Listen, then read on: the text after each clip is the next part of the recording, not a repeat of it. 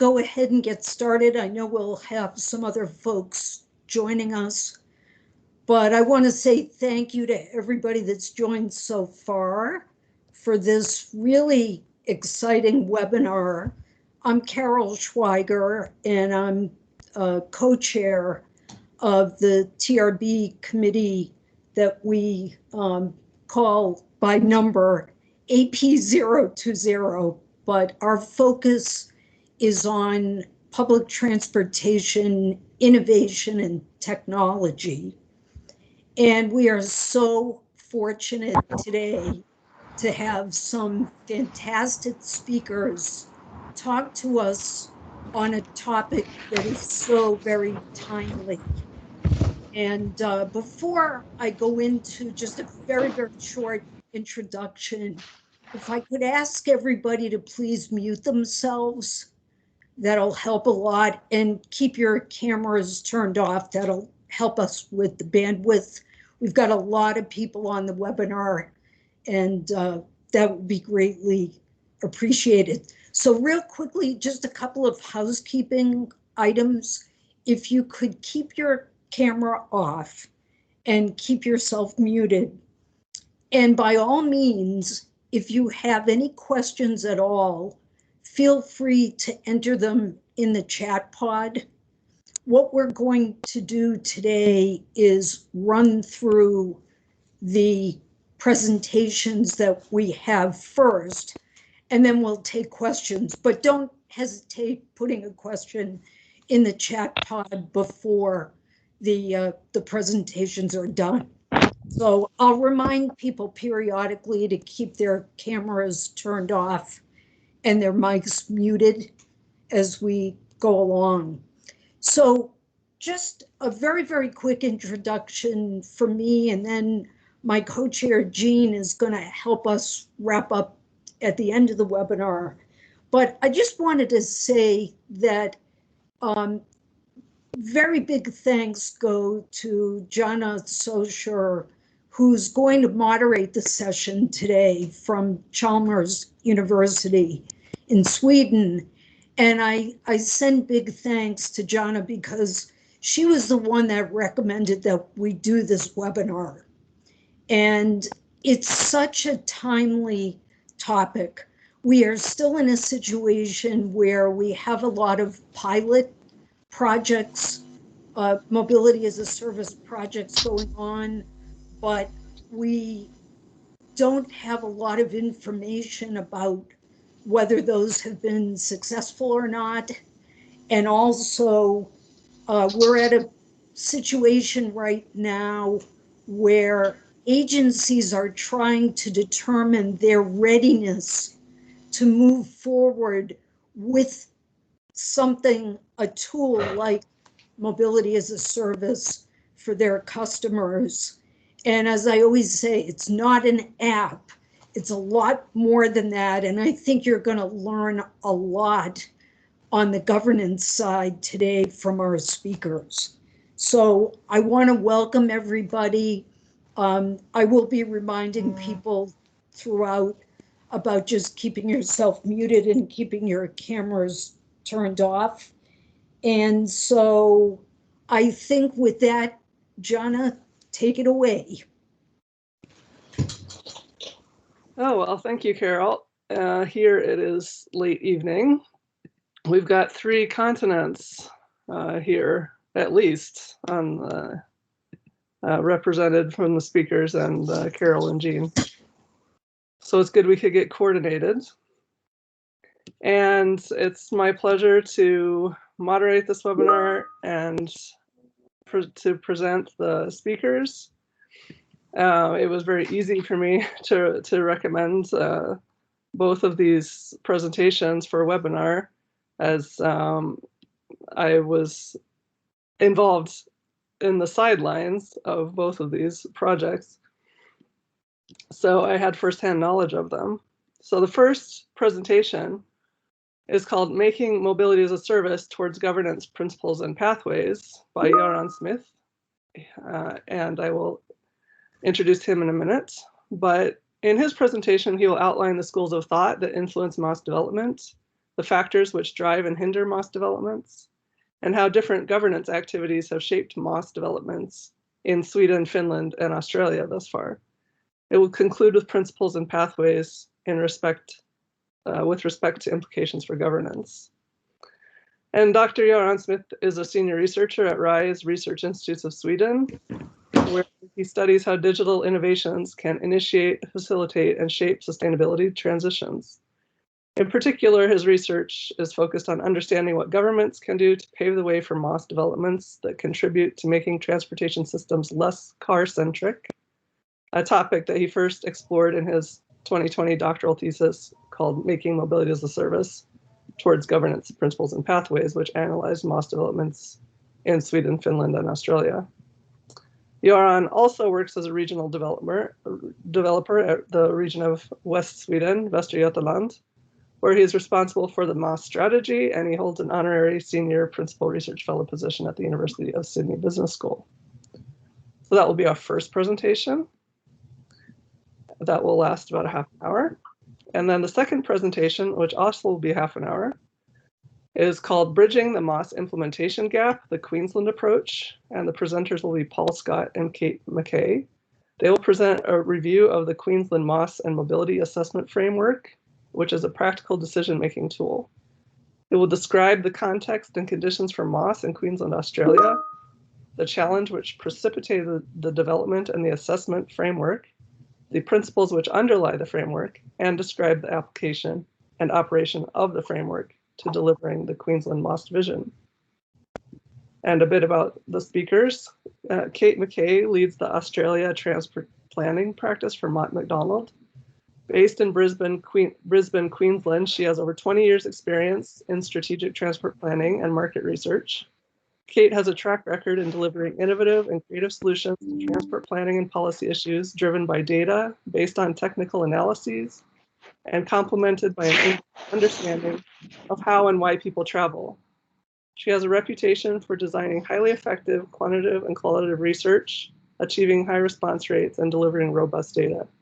Kate leads Mott MacDonald's future mobility offer in Australia and is co-author of a critically acclaimed paper on the user perspective of MaaS. Previously, Kate ran her own transport planning consultancy, and prior to that, she worked with Steer Davies Gleave, now Steer, in London and South Africa. She has an MSc in transport from Imperial College London and a BA Honors degree in geography. And then her co-speaker, Paul Scott, is the program manager for the Mobility as a Service team at the Queensland Department of Transport and Main Roads. As project and program manager, Paul has delivered a range of behavioral and economic transport projects in the fields of road safety, transport regulation reform, mobility, and enabling transport technology. Paul has 22 years of government policy delivery and operational experience in transport regulation, with a focus on road user behavior and systems implementation. Recently, Paul has facilitated the delivery of the key foundational aspects to Queensland approach to MaaS through the delivery of an economic model, revenue and commercial model, business case for MaaS, along with the MaaS and mobility assessment framework. So, I'm sure you're tired of hearing me talk already, so I will turn it over to Dr. Goran Smith, the first speaker. Welcome, Goran. Thank you, Jana. Can you hear me and see me? And can you perhaps also see my presentation now? Yes, yes, and yes. All right, perfect. All right, yes, thank you, Jana. Thank you for that introduction. Thank you for remembering almost all of my affiliations. Those are many. As Jana said, I work at RISE in Sweden and at ITLS at the University of Sydney Business School, but today I will not focus on that line of work, but I will present my PhD thesis that I did in collaboration with Region Västra Götaland, or Region Västra Götaland, K2, the Swedish Knowledge Center for Public Transport, and Chalmers University of Technology. And Jana was one of my supervisors, so she knows what I will say already. The title you have heard already twice, so instead I will just say that what I will try to do today is to convey the main messages of the thesis in 3 steps. Firstly, I will provide some background to MaaS and to the research that I've done. Then I will speak on my findings, and then finally I will try to outline the implications for MaaS governance. And that is pretty much it. So let's get started. So what is MaaS and why is it a relevant topic to study? As I see it, MaaS is a type of service that through a joint digital channel enables users to plan, book, and pay for multiple types of mobility services. So the idea is to lower barriers for users to combine complementary mobility services, and the hope is that that will help these mobility services to compete with private car ownership and private car use. And my first interaction with MaaS, and that was also the first interaction for Region Västra Götaland, was back in 2013, 2014, when we co-funded and participated in the MaaS pilot. And that service was called Ubigo, and for 6 months, 71 households here in Gothenburg, in our largest city in the region, used that service to solve their everyday mobility needs. And through the service, they had access to mobility bundles that integrated public transport, car rental, car sharing, taxi, and bicycle sharing. And if you want to know about the results, please speak to Jana. She was the principal investigator. But overall, they were very encouraging. The participants liked the service. They became more satisfied with their traveling, and after the pilot, 80% had wanted to become regular customers if they would have been given that opportunity. And more than that, the service also helped them use cars less, and instead they used mobility services more, and they biked more, and they walked more. So this is, of course, exactly in line with what the Public Transport Authority, the types of effects that they are looking for. So we became excited. But we were not the only ones, because shortly thereafter, the term mobility as a service, or MaaS, was introduced in Finland and quickly made its way throughout the transport sector all over the world. And here you see an illustration of the growth of scholarly publications. But if I would have illustrated how frequently MaaS is mentioned in industry magazines, or in business models, or actually company names, it would have told a similar story. The topic is fashionable. But despite the growing interest and the growing research and the growing development, there are still significant knowledge gaps around MaaS. And in my PhD research, I tried to address 3 of them.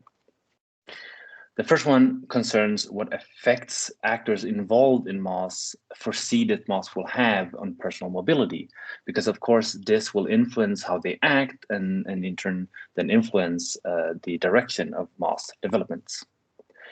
Secondly, in order to pave the way for MaaS, we need to understand what factors influence MaaS developments. So that therefore my second research question deals with how different types of institutional factors either drive or hinder MaaS developments.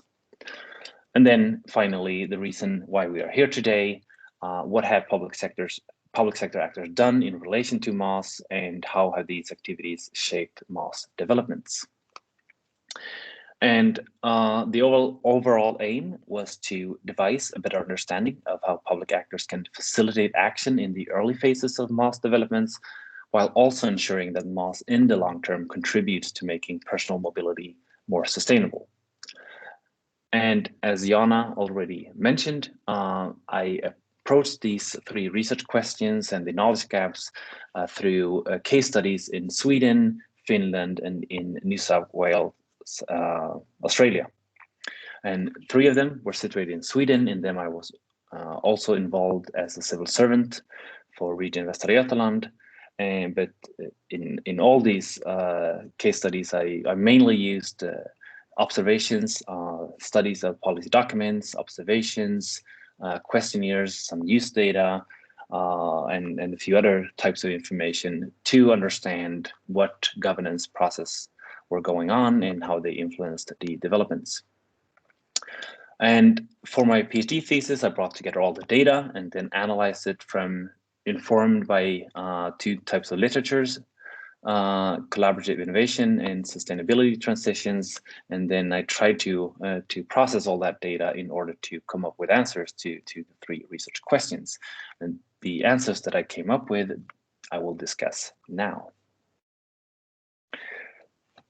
All right, so starting with anticipated effects, I think, of course, the interactions with different people were countless, but I think I formally interviewed about 120 people across these 5 cases of MaaS developments. And when analyzing how they talked about MaaS, how they talked about the future of MaaS, and how they talked about the predictions for the effects of MaaS, I could see 3 schools of thought or rationales regarding how they viewed MaaS. And the first one I call MaaS believers. And those were the people that believe that MaaS will happen. We will soon have a number of MaaS services, and people will adopt them at scale. And these services will help these users to use cars less and to use mobility services more, and also active mobility. So basically, they believe MaaS will happen, and MaaS will deliver the sustainability effects and the behavior changes that we are looking for. But then there are also a lot of skeptics. They believe either that the barriers for MaaS developments that I soon will discuss are too great, and that we will not have any MaaS services anytime soon. They either believe that, or they believe that even if we have MaaS services, people will not adopt them because they will not bring much value compared to the current situation. Because the mobility services, they already exist, and yes, we need to use different accounts and different apps to access them, but is that really that much of a problem? The MaaS skeptics don't think so. And then we have the MaaS opponents. Similarly to the MaaS believers that believe that MaaS will happen, they believe that people will adopt MaaS services, but in contrast to the believers, they do not foresee any positive outcomes of this. Rather, they fear or think that MaaS will help car-based mobility services compete with public transport and take users away from public transport, take control away from public transport, and take revenue and data away from public transport. So basically that MaaS will erode the business model of public transport and contribute to an even more unjust and even more unsustainable transportation system. Of all these 3 rationales, the most common one and the most dominant one was the belief rationale. It had influenced many of the policy documents and much of the MaaS developments.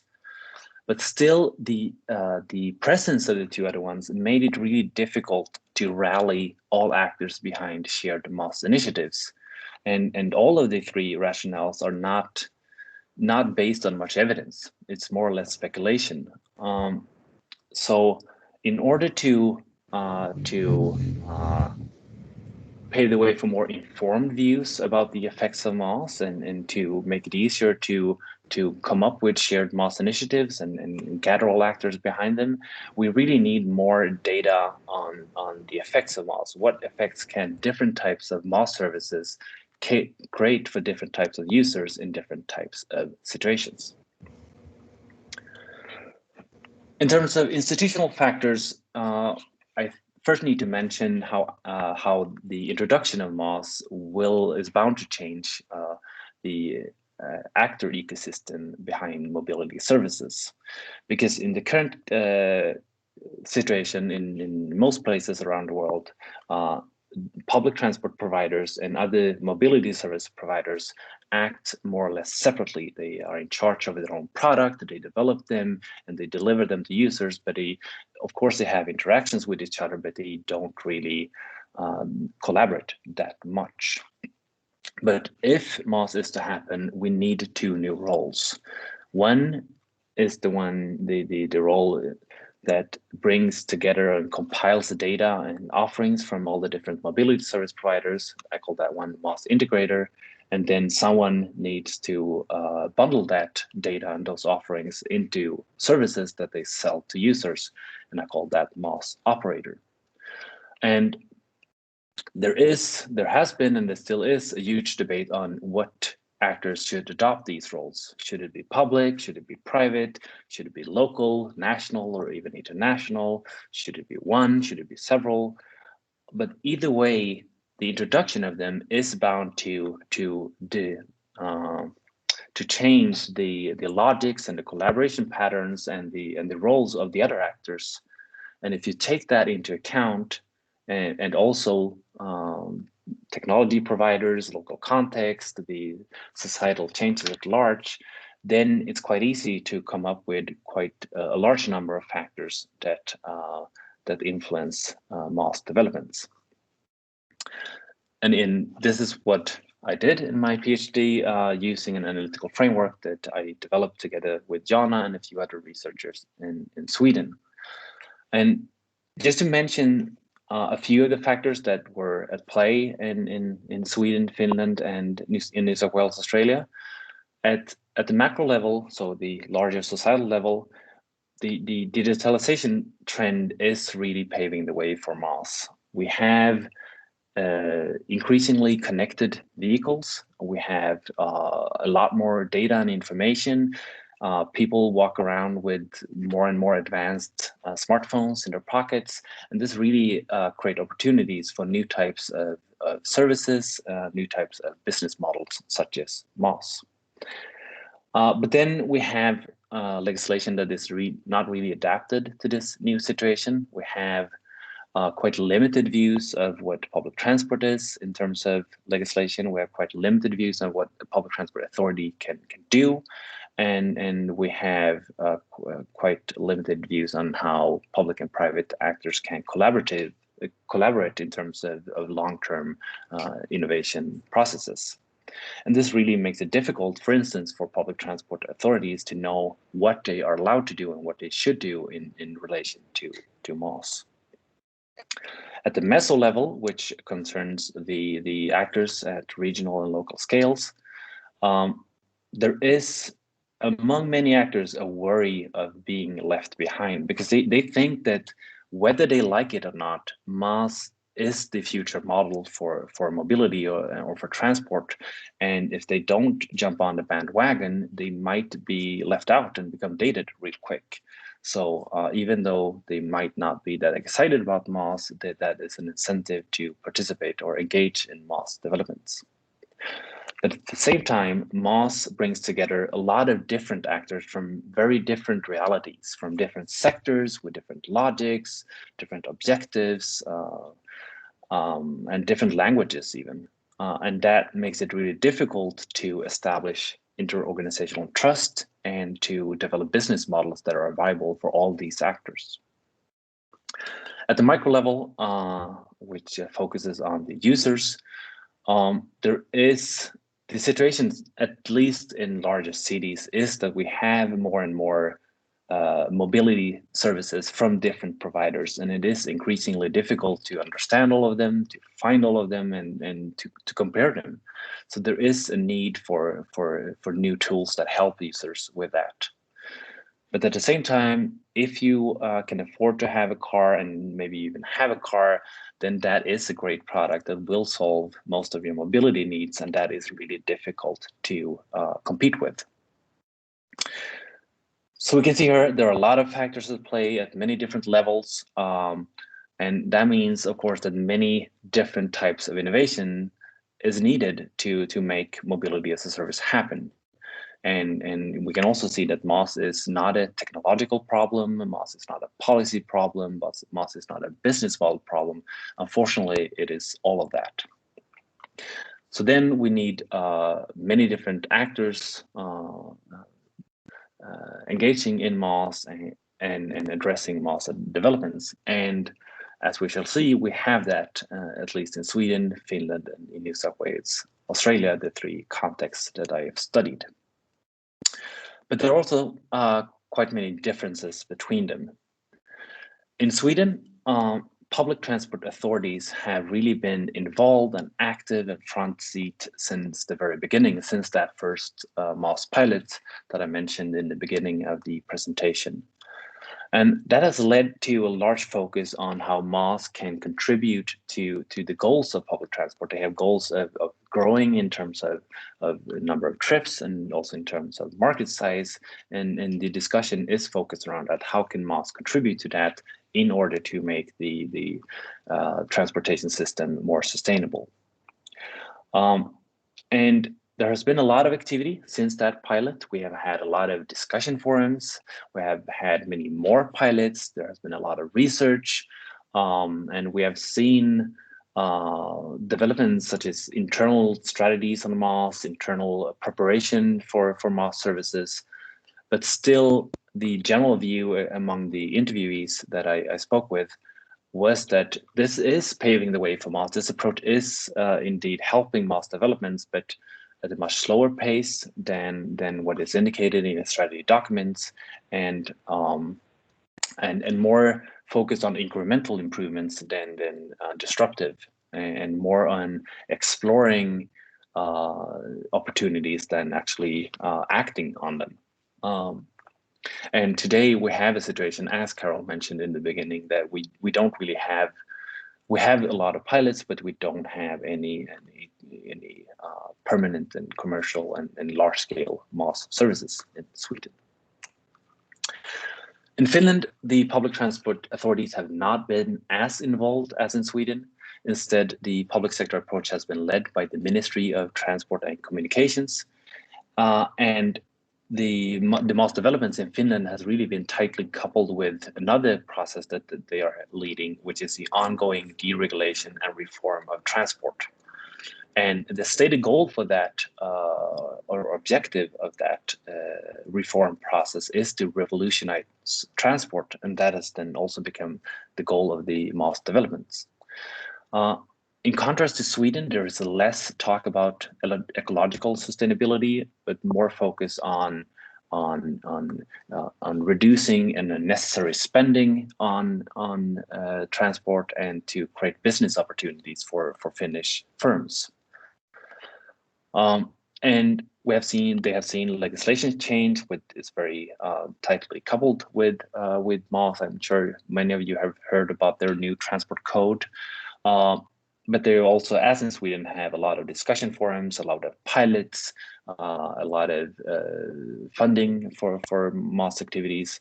And at current, they have some pilots, and they have a few permanent MaaS services, but it is really small scale in Finland still too. In New South Wales, MaaS is a much newer topic compared to in Sweden and Finland, although it's nascent in Sweden and Finland as well. But in recent years, the equivalent to TMR, but in New South Wales, Transport for New South Wales, they have really picked up interest in mobility as a service. And they have done that in many ways. They also are reforming transport regulation. And in relation to that, they have developed a vision for future transport, and they have developed what they call a technological roadmap to go towards that vision. And they claim that this technological roadmap will provide the puzzle pieces for MaaS, as they say.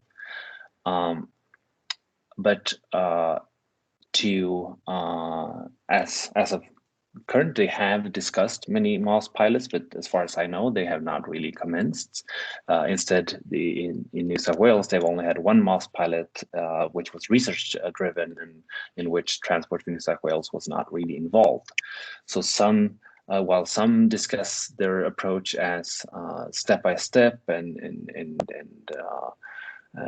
informed and transparent, others call it just slow and incompetent. And so there are different views on that, and I didn't mention that, but there are very different views on the Finnish approach too. Of course, also the Swedish one, but the Finnish one, some are really impressed by it. They call it innovative, they call it brave, and it won prizes at the ITS World Congress. But then again, others think that it's skewed towards paving the way for new eye-catching technologies and the new entrants, and maybe not focused on what's best for the mobility sector as a whole, or for even the Finnish population as a whole. So very different views on that one, on the one in New South Wales and also the one in Sweden. And in general, none of them have created the tangible effects that we are hoping for. None of them have created a big behavior change and reduced car ownership and use yet. So none of them can really be called successful, but maybe in the future. Still, I think we can learn a lot from them, of course, and I have here compiled the implications that I think that we can see for the governance of MaaS in what I call principles and then pathways. And principles are a few activities that I think all actors or all public sectors that want to facilitate MaaS developments should do. But then there are also, of course, also very different ways of addressing MaaS governance, and I illustrate that in my pathways. But let's start with the principles, and today I will mention 3. If you look at my thesis, you can also see 15 more concrete activities, or which I call sub-activities, which will help realize these 3 principles. But anyway, the first one is to, in a collaborative manner, set an inspirational long-term vision for MaaS that builds on transport policy objectives and links MaaS developments to other policy areas. And this is, of course, important because in order for public actors to prioritize MaaS developments over other much-needed developments, and in order to attract private interest and private investments, we need to have a perhaps fuzzy but still a shared image of where we're heading and what MaaS is supposed to do in the future transportation system. And we have not been good at that in Sweden. They have been better at that in New South Wales, but I think the most inspiration we can take here is from Finland. Whether you like their vision or not, they have really managed to establish MaaS as the future for transport and rallied a lot of interest around it. So I think we all of us can learn from that line of work. But then you also need to do things in the short and the medium term, and it's important that we try to align what different actors are doing, because in MaaS, as I said, there are many actors from many different sectors, so it is a difficult job. But I think we can take inspiration from the work of Transport for New South Wales, but also the work in Sweden, where we have had a national roadmap for MaaS developments in Sweden, and we have really managed, inspired by Finland, managed to gather a lot of actors around it and created a lot of MaaS collaborations, MaaS pilots, MaaS research, and that has worked really well. But still, it is too focused. If compare the work that we're doing in association with that roadmap, and if we compare that to all the barriers for MaaS developments, we can see that we are too narrowly focused on MaaS, because MaaS is not only hindered directly by barriers to MaaS developments. MaaS is also hindered, or the development of MaaS is also hindered by the barriers related to the service systems that are supposed to feed into MaaS, and at all the institutions that favor private car ownership and use, since it's up against the private car regime. So any agenda for action should include activities aimed at strengthening these service systems and at weakening the private car regime. And that is, of course, politically difficult to do, but it is needed. And then finally, MaaS is a very nascent phenomenon, and we do not know much about what different types of MaaS services lead to in different types of situations. So we need a lot more experimentation with different MaaS services, with different MaaS constellations, with different types of governance. And we have been good across all these contexts to put money on MaaS, to pour money on MaaS and actually fund developments, fund research. But still, what we struggle with, or in all these cases, is to establish internal conditions at public sector actors that favor risk-taking. And that is, of course, very difficult. But in order to be able to prioritize new types of innovation and uncertain activities and long-term investments such as MaaS, we really need to have some slack or some leeway when it comes to short-term performance. And we have not managed to do that in any of these cases, I think. So those are principles that I think, as I said, all actors or public sector actors involved with MaaS developments should perform. But then there are, as we can see now when we look across, especially Europe, there are many different ways of approaching MaaS governance. And these are three different scenarios that I developed together with Jana and our colleague Marianne Carlson back in 2018. And they basically describe whether the public sector or private sector adopt the two new roles. And as we can see today, in Finland, for instance, I would argue that the developments are very market-driven. The public sector are trying to pave the way for private sector actors to adopt the new roles. But in contrast, if we look at the developments in Norway, in Germany, in Switzerland, it's the public sector is expanding what they are doing and taking on at least the operator role. They want to be the front of MaaS services. And then we have developments in Denmark. We have a national inquiry quite recently in Sweden that points to a model where the public sector takes responsibility for the MaaS integrator role, but leaves the MaaS operator role to the private sector.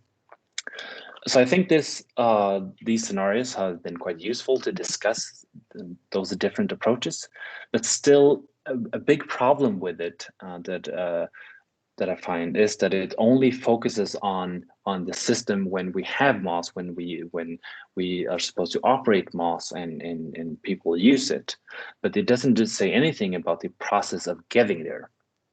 So if you add that dimension, add the development and diffusion phases of the innovation process, then we get more of a framework or a table which describes on the y-axis different innovation phases, or that's on the x-axis, and on the y-axis different roles that public sector actors can take, which differ on whether the public sector actor is mostly hands-on involved, meaning that they perform or co-perform innovation activities, or if they're mostly hands-off involved, meaning that they are trying to create incentives and create conducive conditions for private actors to perform the innovation activities.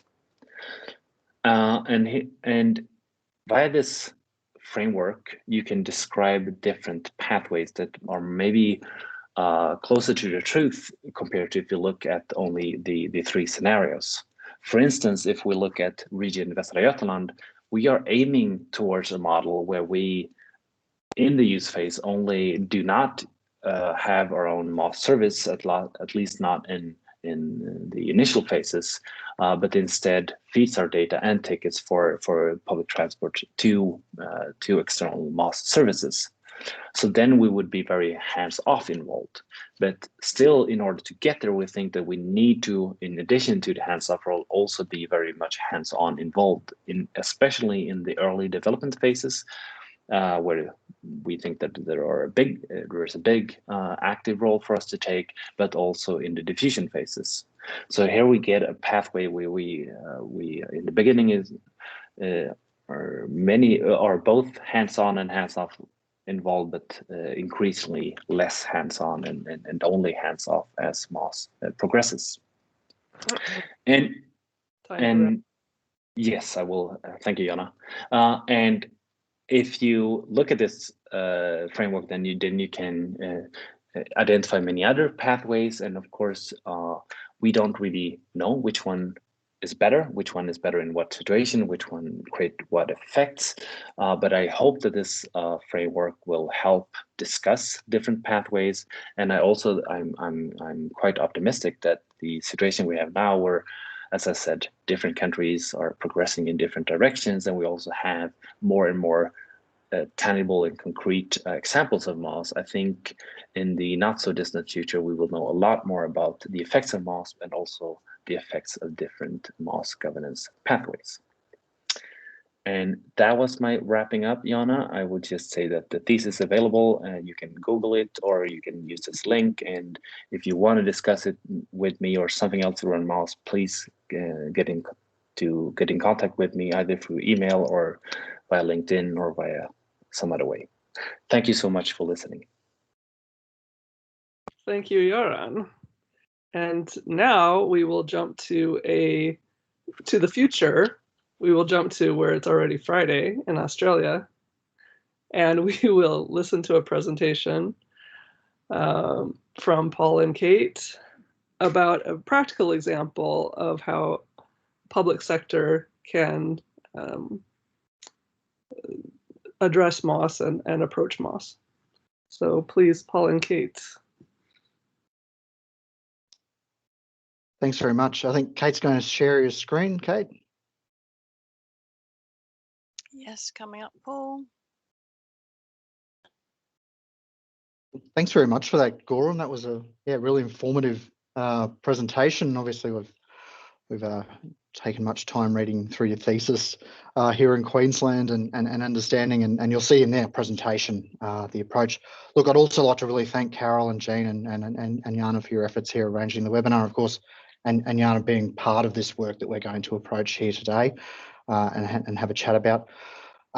Firstly, obviously being in Australia, I'd just like to begin by acknowledging the traditional owners of the land in which we meet today. I'd like to pay my respect to elders past and present and emerging. Look, Goran outlined a series of really good points there about the governance principles in his presentation, along with those set of governance pathways. Now in Queensland, this presentation will have a bit of a chat about all of those things. And you'll see in this particular presentation, this particular MaaS and mobility framework that we developed is a part of integrating at really the core, the core pieces of process inside the investment pathway for MaaS in order to walk forward. I hope this presentation gives you some understanding in demonstrating how Queensland is, and from a practical point of view, is doing some work in terms of MaaS, and that's from a jurisdictional point of view too. What we're going to do here is we'll actually present the Queensland MaaS and Mobility Assessment Framework. That was actually developed by us, the Department of Transport and Main Roads, or TMR as we're called, with Mott MacDonald as our contractor for it, and lots of kudos goes to Kate and the team, and of course the international team that worked on this particular piece. The framework itself actually has been developed to assess actions, activities, and projects across two major lenses. So the first lens is about mobility as a service, so MaaS, and the other one is about mobility. And we've really understand that there's a very much a different distribution between the two, and you'll see that when Kate talks a bit further on. It's designed to bring the vision of MaaS from concept into implementation, and that's the real practical part of what we're going to do. I'll just go to the next slide. Thanks, Kate. Most importantly, look, probably need to understand a little bit of context about Queensland and Australia. we are the second largest state by land size. So we're just above New South Wales. New South Wales is just below us. New South Wales is the most populous state. Queensland is about the third most populous state. We have about 5 million citizens, or 5 million people in Queensland. We live mainly on the coast. So about 200 k's from the coast is where most of us live, because the centre of Australia is quite dry. Over 2 million people live in the southeast corner of our state. So that's where you find Brisbane, which is where I am, in the capital. And so we're the most geographically dispersed population in Australia. A lot of the other states, a lot of their populations actually live in cities, and then go from there. So we've got some fairly significant population density issues, particularly around the majority of households having more than one car, and those sorts of things in Queensland. And as a result, public transport's fairly limited, and that's a lot due to the spread of the population, that we just don't have the density that we're talking about. And that's really important when we talk next about where we're going. Just in the next slide there, just a little bit about us, the Department of Transport and Main Roads. This slide's a bit of a summary of our 2019-2020 key activities that we have. We're what you call a fully integrated regulator, funder, provider of road, rail, marine infrastructure and services. We also provide certain air services around the place, so different particular pieces out in the bush. We fit inside the Queensland government, and Australia, as we might know, has a 3-tiered government system. So we have local governments, state governments, which we fit in, and then the federal government or Commonwealth government, which is the entire of Australia. So we fit within that particular framework. We're the department that sits under the political side of the department, so the ministry essentially. We're responsible for driving the vision of Transport in Queensland, which is a single integrated network accessible to all. And that's our main vision and main goal. And you'll see how that permeates through this particular assessment framework as we talk on. As you can see, I won't run through the slide in terms of numbers. It's quite significant. Probably the really big one for us is our passenger transport trips. It's 152 million last year around passenger transport trips in there. We're a transport system manager, so we manage an integrated transport system. We ensure that people are safe and can access the network. And that's the main things that we do. So we provide a range of regulatory services. We manage and regulate the rules around, driver's licensing, safety, vehicle registration, and those sorts of things, as well as then managing safe vessel movement. So we actually manage vessels getting through the Great Barrier Reef and those sorts of things. Main really good point here from Goran's work here is that local governments, we're really challenged to provide the best possible services in a sustainable way. Now, with the advent of digital technologies, that means that we have a significant digital investments that really need today to consider what MaaS will do to us in the future. And that's because our investment pathways are really quite long. We talk government legacy systems lasting 20, 30, 40 years. We want to be able to have a great system that enables the future for us. So we've got two major ones underway at the moment. One's the digitisation of our driver's licence, so to provide all the people with a driver's licence in Queensland a digital platform to be able to enact their driver's licence. And the second one is that we are moving towards an account-based ticketing system. So you might know Queensland is one of those probably fairly few places around the world. We have an integrated public transport ticket in southeast Queensland. That means that you can get on a ferry, a bus, or a train with the same fare structure and ticket, which is called the Go Card. We're currently upgrading that system to an account-based system, and that's through our partner, Cubic Transportation Systems. Just move on to the next one there, Kate. Thank you. When we move down into MaaS and what mobility as a service means in Queensland, so from a government point of view and from a department point of view, we really need to take those digital implementations, and as an integrator and transport regulator, we've got a role in understanding and providing expert advice to the government of the day around the future of the transport system. So this includes articulating those emerging issues, trends, options, and possible future visions of the transport system. So in Queensland, we've started on a program which it started in 2018. And it started to recognise the shift that MaaS was actually starting to do, which essentially is that idea of changing one's mobility and the way they consume one's mobility into the future.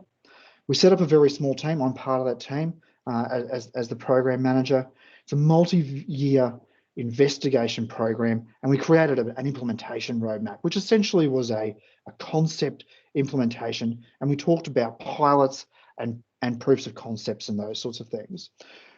A lot of those pilots and proofs of concepts that we have are actually still in train. One of the big ones that we're hopefully about to get through is one at the University of Queensland, which is a research MaaS pilot. So we're very much, as Goran was talking about, very much still in that research-based thing, testing, making sure that we understand what we need to do within MaaS. On the other side, we also have some pilots. So one of the big ones that are coming out of the roadmap was that we created a mobility on demand transport platform, or for demand responsive transport. This particular section is actually, this particular pilot is currently in development with our technology partner VIA, and we're hoping to get towards that and towards the end of this year and have it in real world. And that actually provides a platform across the system. The roadmap also delivered a few things, and mainly it's all about our customers. So we've got to really focus on understanding what's our customer expectation here, and what's the industry, and what's the sort of industry that's going to be created in MaaS. So that's one of the focuses of the roadmap. We've also, in order to enable that, and Goran touched on this a little bit, understanding what our role is in MaaS. As a regulator, where do we want to be, and where should we be in response to an emerging industry, or how much hands-on do we have to have, or hands-off? So we created a business model, and that business model essentially is a government-enabled business model. We're saying that where a market doesn't exist, we may have to intervene, but hopefully we can actually encourage the market enough to enable providers to come in and do MaaS. To support, so that's the roadmap as we move forward. At the moment, we're in the middle of a phase of creating a new roadmap and new business case for MaaS. So that's the next few years of activity for us. To underpin that, we've created an economic model. So it's important here to stack up what's the benefits and costs from a quantification point of view around what we expect from MaaS as a baseline, and to move that through into our business model.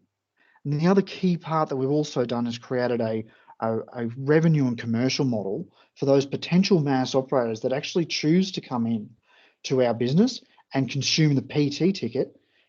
They need to understand some sustainability in there, so to create a sustainable business model essentially. Now to the framework, and this is really important for the framework because the framework itself really gets into our business case development. It's about choosing what is best and what meets the needs by providing best value, and that's the really key challenge here. In the end, we've got a finite amount of resources and funding, so we want to have the best bang for buck. The MaaS and mobility framework essentially sits at the strategic assessment level, and that's what Kate will talk through in just a moment about how we developed it. It's about informing what is a good choice. It's narrative based.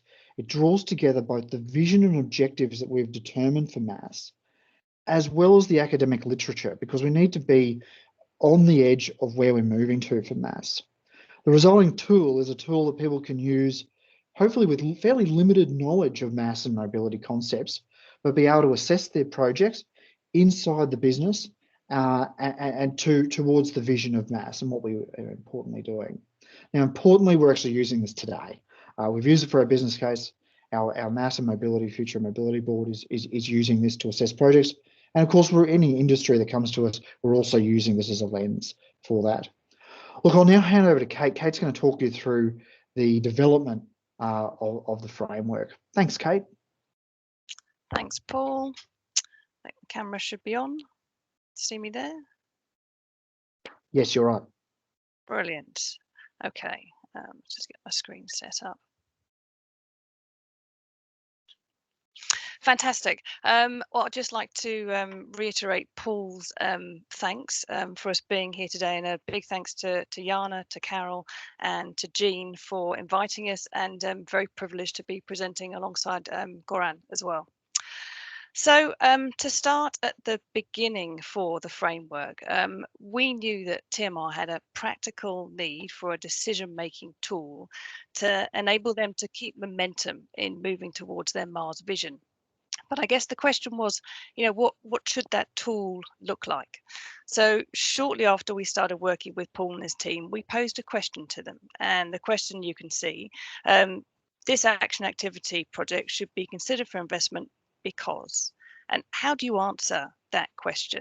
Is it because it gets a BCR of whatever it might be? Is it because it ranks number 22 on a list or something? Oh, I can hear some background noise there. Is that? Okay. Is it because it contributes to achieving certain objectives? So really, this was the focal point for us when we started developing the framework. How should we be answering that question? So this slide shows the process that we followed and outlines the structure of our team. So I'll start with the team, I like to refer to it as a blended team.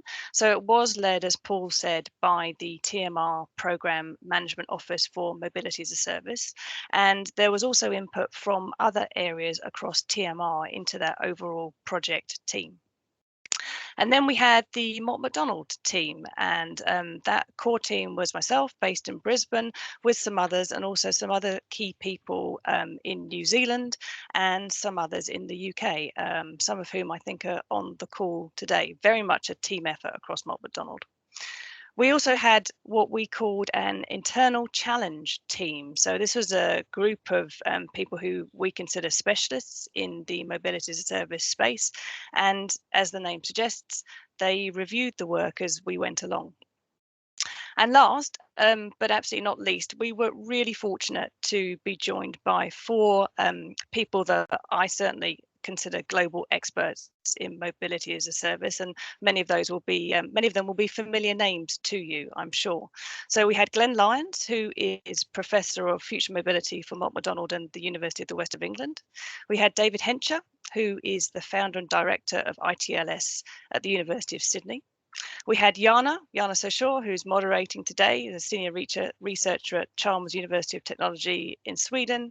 And then we also had Steve Cassidy, the co-founder of Fuse Mobility and director at St Patrick Limited. And they all played a really instrumental role in development of the framework.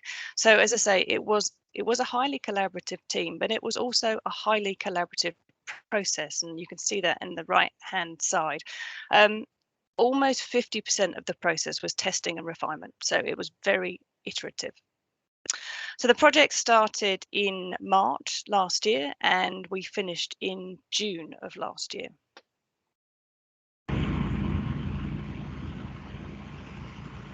I think someone's got their mic on. If everyone might be able to go on mute. Okay, brilliant, thanks. So if we consider the first part of the process that we undertook in this project, that was really a literature review.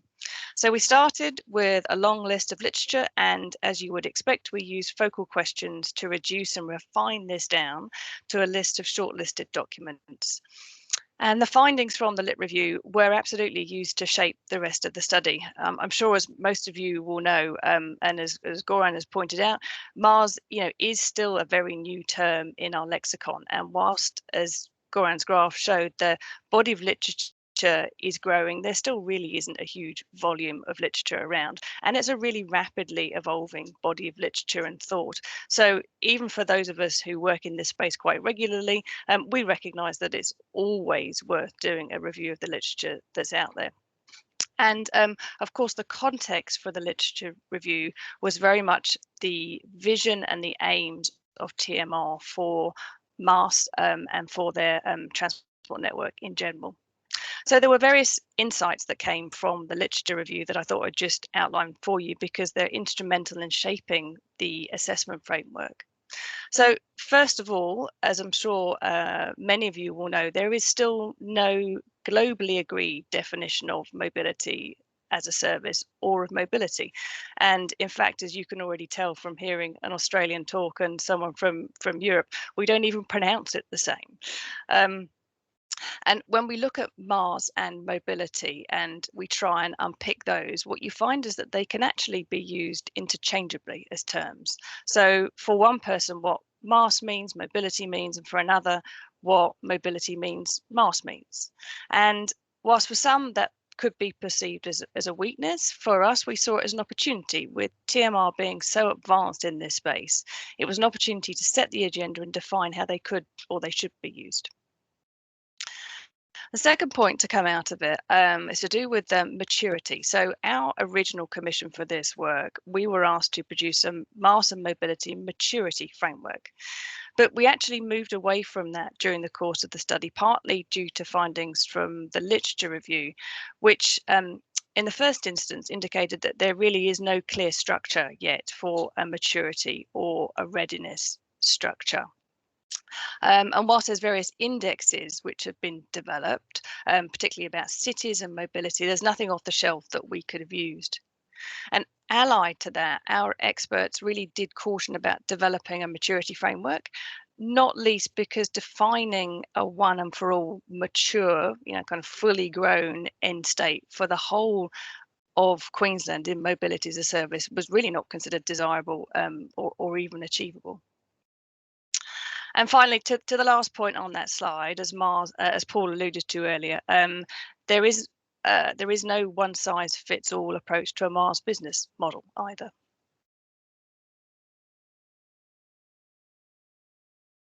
So, drawing together the results of the literature review and the views of our external experts, we came up with a set of principles which have shaped and guided the development of the framework.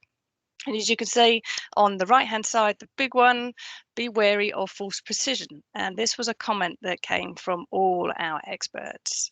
And what they mean is, as I'm sure you'll know, we really need to be cautious in this assessment framework about trying to assign what seems like precise or solid status to something when there is actually some degree of uncertainty around the issue. So in practice, this means not presenting numerical data in a manner which implies more precision than is justified, and not using numbers to express considerations which really can't be expressed in exact terms. So in short, don't give something a numerical value if you really can't justify where it's come from. And on that basis, we agreed various other principles which shaped the whole look and feel and operation of the framework. So the first was that the frameworks would be narrative based. The second was that they would be focused on completion of an agreed end state or goal. And in that sense, will follow the principles of multi-criteria analysis rather than focusing on maturity or maturity per se. They would also be sensitive to geography, as you'd expect in such a vast geographical area as Queensland is. They would reflect the centrality of the user. So this is reflective of TMR's view that Paul articulated, that the customer really is at the centre of everything. And it's also very much reflective of best practice in the MaaS literature. Integration was considered as a fundamental principle, and if you go back to some of the widely known definitions of MaaS, many of those refer to integration. The framework also needed to be able to accommodate local, regional, and statewide initiatives, and as you'd expect, everything in the framework and how it works needed to support progress towards the vision of transport on main roads, which is one single integrated transport network accessible to everyone. So I'll take you through now briefly how we actually developed the framework. So we started, I hope, with where you'd expect us to start, with the TMR vision, as I just described, with the TMR vision for mobility as a service, and with another key document that guides development for transport across Queensland, which is the Queensland Transport Strategy. And then we also took the initial mobility as a service roadmap from the MaaS team that has a number of streams in it. What we found was that we could align those streams to an existing academic framework, which you may well be familiar with. It's the pyramid, the hierarchy of needs that you see here, which was developed in a paper led by Glenn Lyons year before last. So this pyramid is a representation of what mobility as a service means for the user, based, as I say, on the hierarchy of needs principle.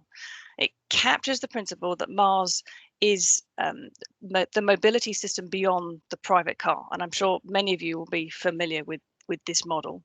And it's augmented by what you see at the top of the pyramid, which is the levels of MaaS integration model from the same paper. The key point and the reason for using the pyramid is that, and Goran alluded to this, is that the base of the pyramid, what you see there in the infrastructure and vehicles and the mobility service, is absolutely fundamental to delivering mobility as a service. Without those fundamental building blocks, the mobility, in a sense, you can never have an effective mobility as a service setup. And to put it in very simply in the user context, a state-of-the-art, fabulous planning, booking, and payment app won't entice people out of their cars if the background public transport services aren't very good. So with that, we developed the TMR MaaS and Mobility Assessment Framework, which you can now see on the far right-hand side. And there are 3 parts to this framework: the user assessment, the service assessment, and the supply assessment. And what you'll also see is that the Glenn Lyons model has been adapted with 2 new layers. So we have capability and capacity in the supply assessment, and we have people, culture, and communications in the service assessment. And this was in recognition from TMR and from our global experts and from the entire project team, the recognition of the absolutely fundamental importance of, first of all, developing human capital capacity across an institution to support delivery of mobility as a service.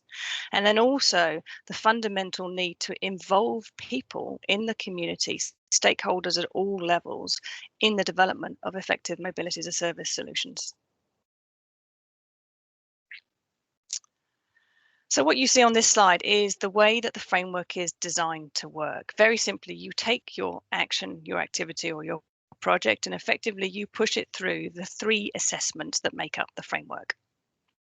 And you get a recommendation at the end, which indicates whether or not this action, activity, or project merits further consideration.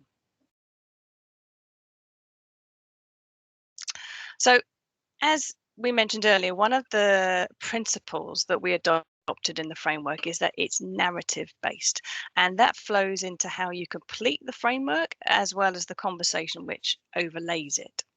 So the framework overall is designed to enable a conversation and support that decision making.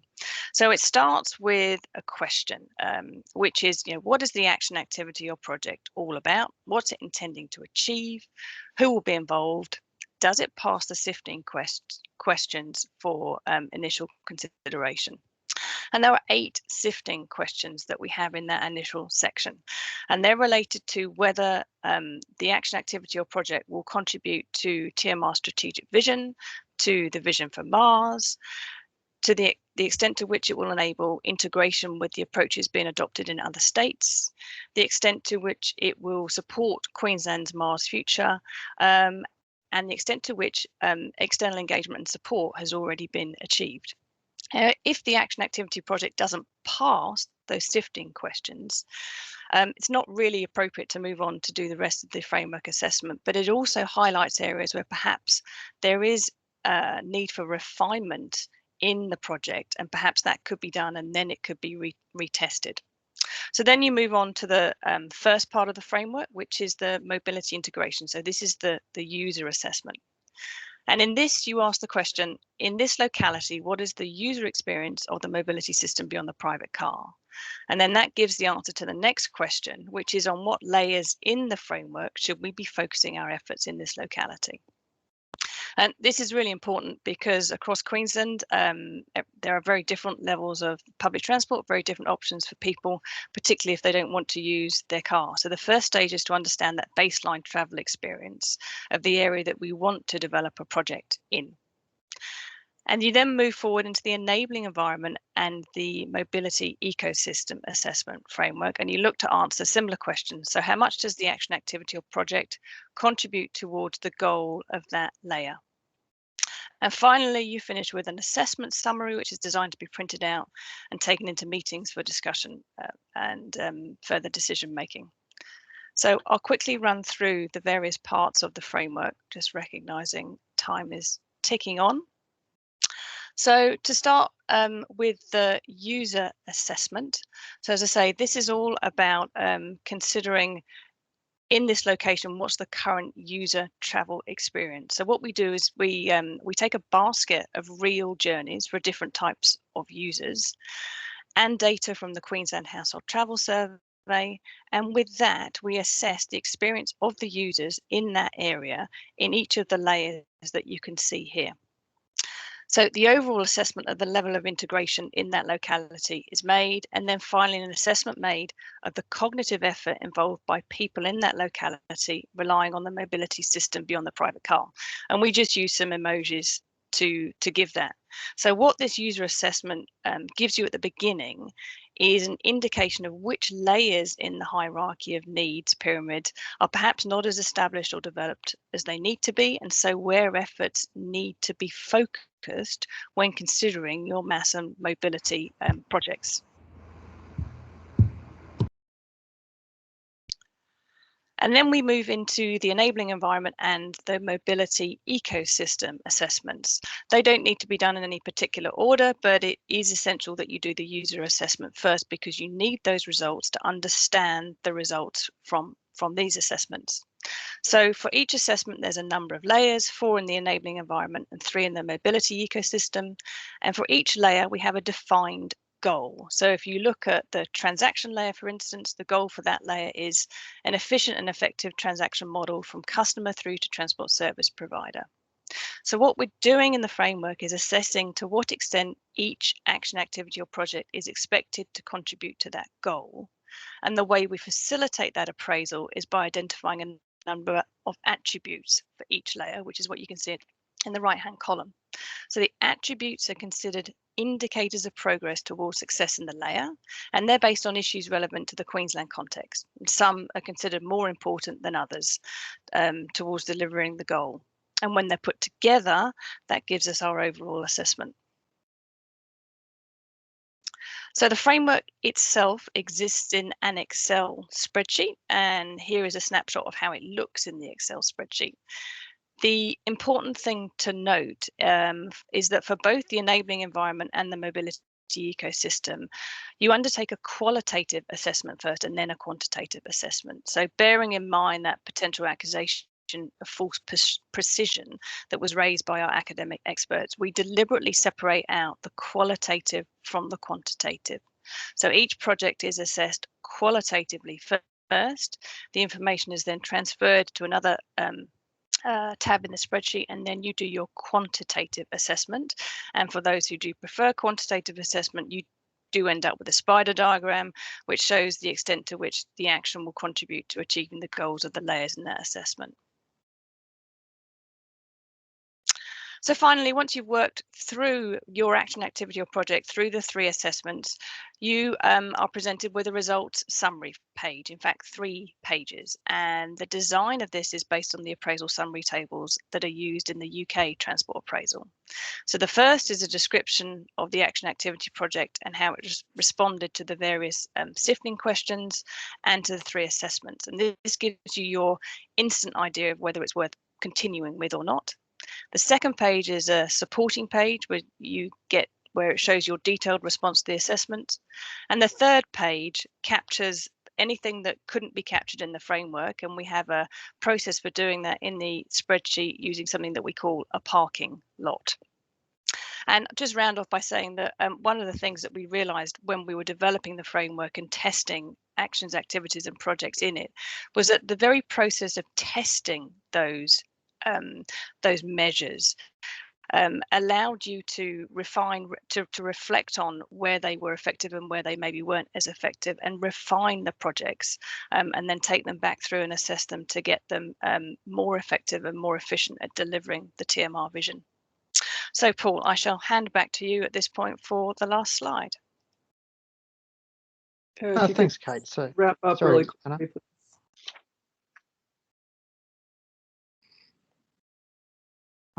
Thanks, guys.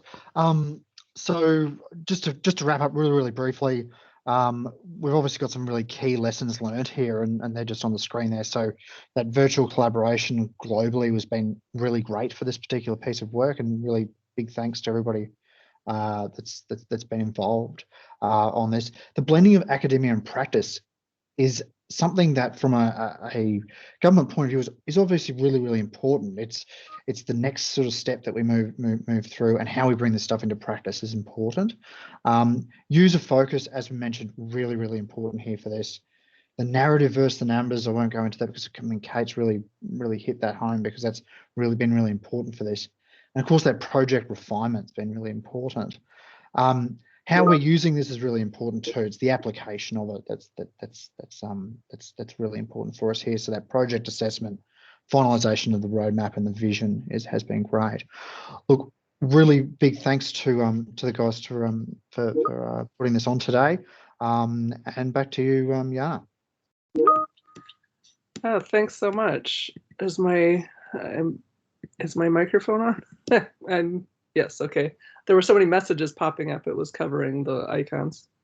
So thank you so much for two very interesting presentations. And unfortunately, we do not have much time for questions, but a little bit of time.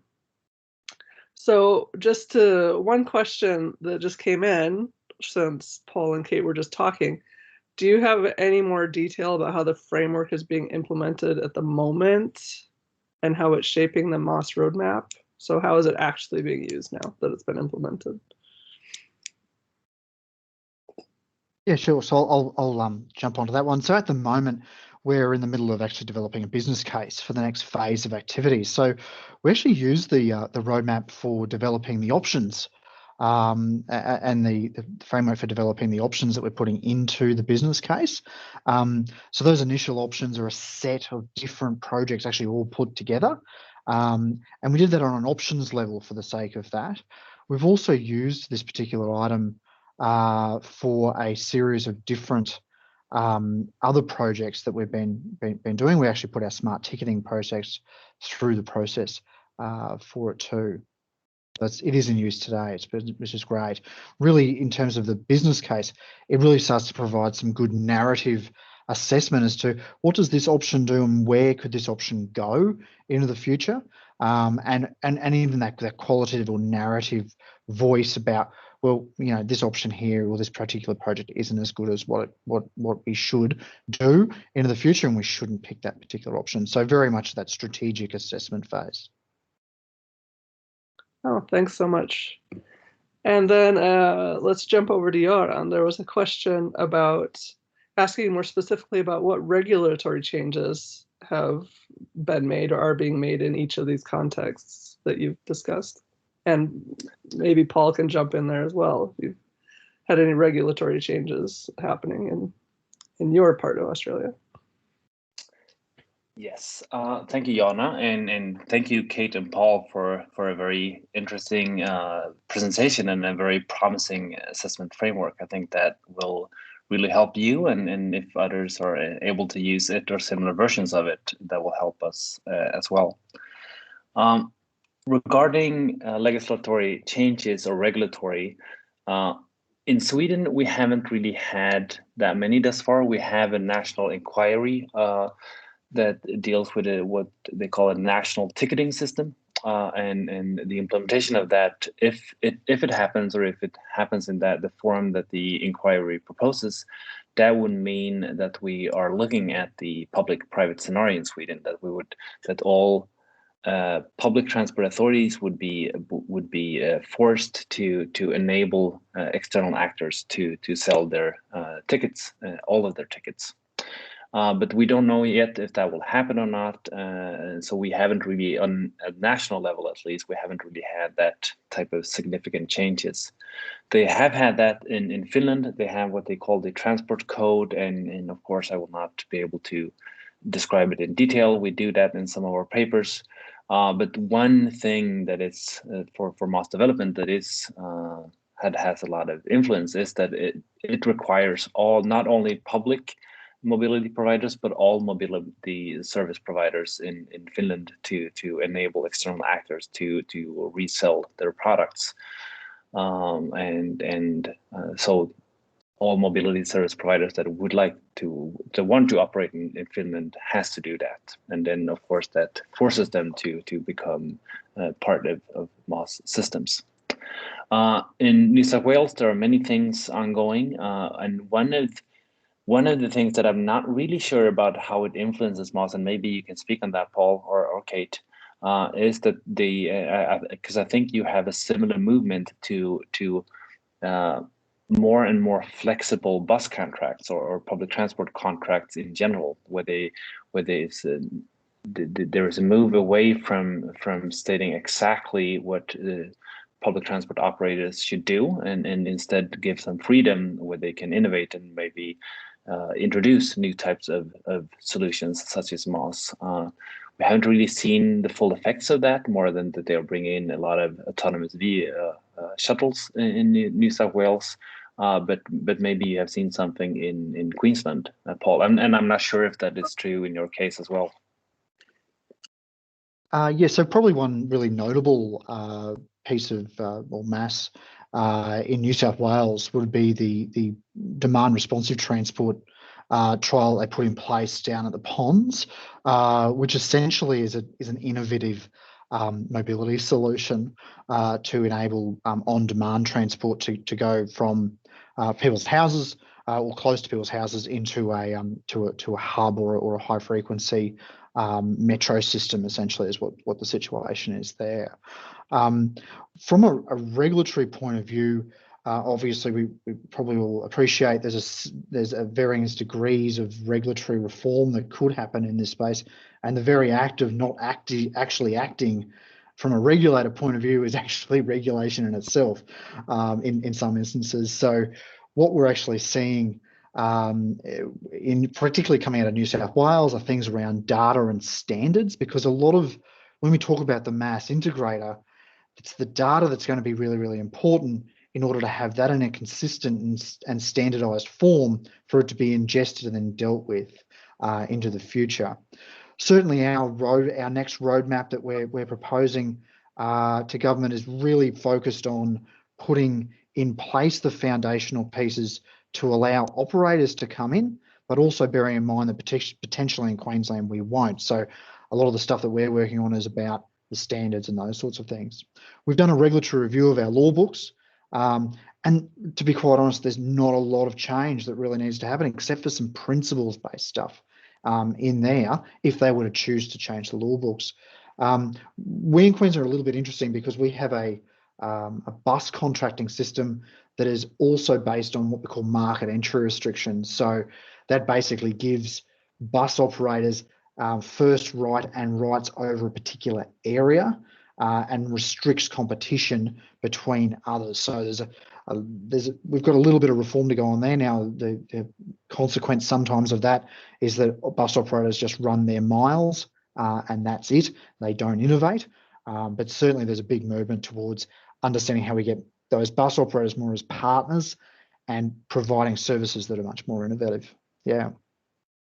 Oh, thanks. Now, there have been some questions that people have been chatting about in the chat and kind of addressing them there, so I won't touch upon those. But one question that came up was about creating this common vision that may be fuzzy, but still there's some kind of commonalities there.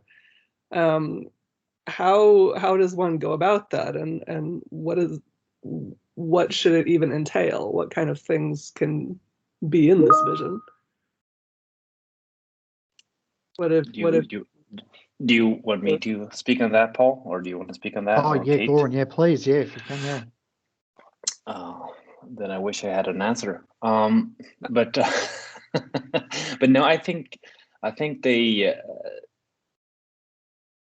because I have thought about this a lot, and I've discussed it a lot about with other people that work with MaaS in Sweden, because as I said, I don't think we have succeeded on that point, and we're trying to learn from other areas that have done it better, and from other countries that have been doing it better. And I think in what separates us from Finland, for instance, I'm not sure that I love their vision, but I think it's stronger than ours, even though it's fuzzy as well, is that they have, I think that it needs to be collaborative. It can't be one actor that holds this vision forward, or puts it forward, and they have a lot of very strong MaaS proponents in different types of roles that have a very similar message. And that, of course, makes the vision strong. I saw that someone in the comment section asked, doesn't have to focus on users. Of course, it has to some degree, but I think it has to focus on societal impacts as well, because I think I like that there's a lot of user focus. I think we need more user focus and mentioning user focus in MaaS developments. But it's not always the case that what is best for a user is what is best for society. For an individual, it's often a very good option to use your own car if you have that option and can afford it, but maybe that's not what's best for society. So I think it's very important to align it with policy objectives, and not only transport policy objectives, but broader than that. And I know this answer is not very concrete, but it is a difficult thing to do. It needs to be inspiring. It needs to be fuzzy so that everyone can tweak it in the way they like it. It needs to be inclusive, and you need strong proponents, because if you don't have ambassadors for the vision, you will not create anything. Okay, great. So 2 minutes left. I guess it's time for wrap up, Carol. Thank you so much to all the presenters. Actually, I will wrap things up for you. So yeah, a huge thank you to Jenna for moderating this, and to Paul, Goran, and Kate for providing really wonderful information. It's given us so much to think about, and you can tell by the chat box there's already a lot of debate. Carol and I were mentioning that we think we probably could have offered 3 hours and still had lively discussion going on this topic. It is so timely and so still confusing to many people. So thank you so much for helping us put a framework around it and learn more about what is yet being defined for MaaS. So hopefully all of you got your questions in the chat box. If there are things you'd like to follow up on, feel free to reach out to any of us. As we mentioned, this is being recorded, so we will share this recording through multiple avenues. So be on the lookout for that. If you would like it, please reach out to us, or simply join our Google group or one of the groups that you heard from that gave you this invitation, and we'll share it from that.